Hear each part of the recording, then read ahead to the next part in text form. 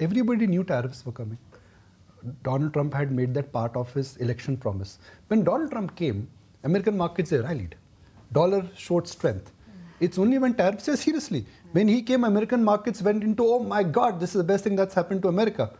And it is only when tariffs have been rolled out, because everybody knew the markets are reacting. वो पहले क्या था, ये क्या है? So I think there was also a belief that Donald Trump speaks a lot, but he implements less. Okay. So there was a belief, and even within our own community, if you see, a lot of pundits would have come and spoken that, you know, he will say and he'll roll back. He'll say and he'll roll, which also happened a few times. But I think this time they were serious, because you have to remember that they've been pushed to the wall. I mean, they're at the edge. I mean, you can't have an economy which has 150% debt to GDP and adding 2 trillion every year. So I think the numbers were so absurd that they've inherited a very poor balance sheet, that something like this had to happen. So I can question whether the percentage of tariffs that and the way they calculated tariffs, I mean, that was so absurd. I think that has created more panic. Maybe that could have been slightly better. But the fact that there has to be a fair play globally with US, I think that was a given. I'm not surprised that US is pushing for it. In fact, at some extent, I think what they're doing is right. Okay, fair point. And I also know there are many countries which are extremely dependent on US, like a Vietnam, etc., are saying that we're going to, completely give up on the tariffs and let's try and negotiate on the table. But how do you think this entire battle between the two giants, US and China, is going to play out? And what is that going to mean for the world? So I think that may not play out that well. So just look at it. I know a lot of people think that if there is an incremental 30% tariff, the entire 30% goes to the consumer. That's not right, because look at the maths. If any consumer goods lands into a port, when it reaches a store, it is 3 to 4 times of that. Yeah. Okay, so if it's $5, you multiply it by 4. Same for the tariff. So the tariff is say 24 or 25%. You divide that by 4. So roughly about 6% odd is the impact on the consumer. To a large extent, will be borne by the consumer and the retailer, and to a smaller extent by the producer. So the net impact is not that high. I mean, they were anyway getting 2-3% inflation in their product. So there will be some increase, but it's not as dramatic as people make out to be when you get into the nitty-gritties of it. Yeah.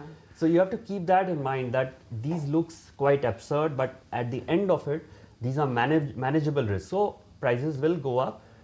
I think, as I said, services exports are banned in China. Will China agree to relook at that? I'm not sure.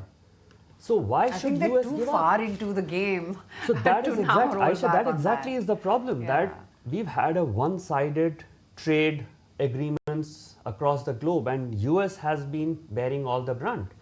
At some point, they had to wake up, and this is the point. Anyway, they're pushed to the corner.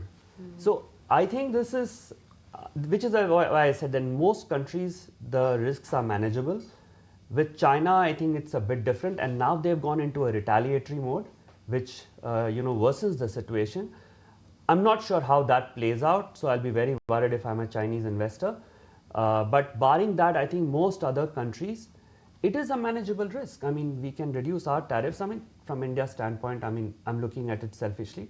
We can reduce most of our tariffs. But their fight doesn't have any collateral damage for the world, right? Is what I'm trying to ask. The China-US? Yeah. No, it does have, because China is the manufacturing hub for the world. So if they have surplus capacity, what do? They will then try to dump it into other countries. So you will get, so Vietnam again is a question mark, right? Everybody knows, is Vietnam really manufacturing all this? Which is why, even though Vietnam has offered to make it zero, US hasn't immediately agreed, because they want to ensure that this is not China coming through Vietnam.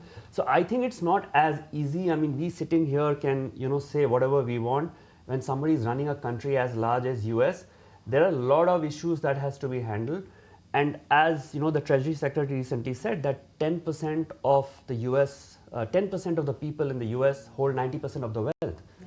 So, I mean, these are staggering numbers. So it's been a one-sided capitalist, economy that has been going through, and maybe a lot of people have been left behind.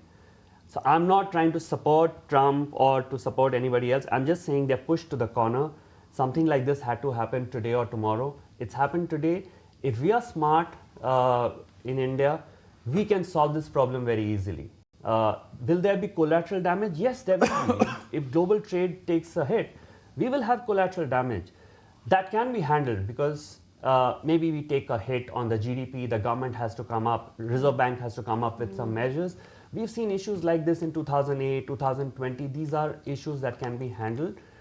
I don't know about China. Okay, that's a big question mark. I think they have a problem.